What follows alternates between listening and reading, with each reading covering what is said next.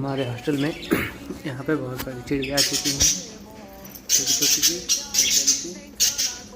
और कलर भी इनका बहुत अच्छा है।